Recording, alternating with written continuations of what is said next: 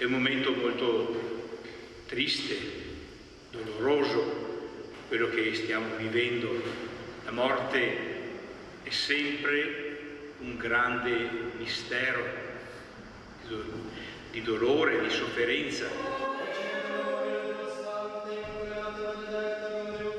Un dolore straziante, un vuoto immenso impossibile da colmare, quello della mamma della piccola Maria Markovetska, la bambina di 7 anni annegata al lago di Revine lo scorso mercoledì 27 luglio.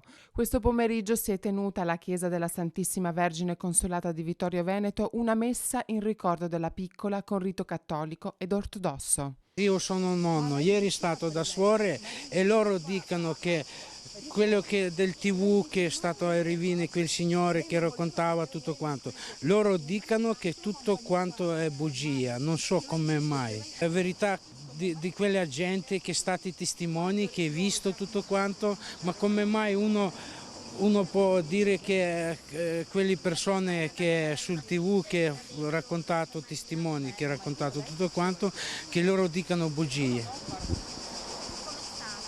Guardate, io non lascio tutto quanto così. Ho portato Grace lasciato, quando è arrivata, mia figlia è arrivata a prendere, non trovata più e basta. Una vera e propria tragedia per la famiglia della bambina. La madre, 28enne, insieme alla sorellina più piccola di Maria, erano fuggite dalla guerra in Ucraina 4 mesi fa, ricongiungendosi con i nonni in Italia, che vivono a Vittorio Veneto da quasi 10 anni, mentre il padre della bimba è rimasto a combattere in patria e probabilmente mai si sarebbe potuto immaginare che sua figlia avrebbe perso la vita in terra straniera, apparentemente sicura. Lei è una conoscente, amica della famiglia, diciamo, amica di famiglia, amica vera di Ivana. Quello che succede, signora, a questi tempi, scappare da guerra e morire, quello assurdo situazione non accettabile per questi tempi, non accettabile.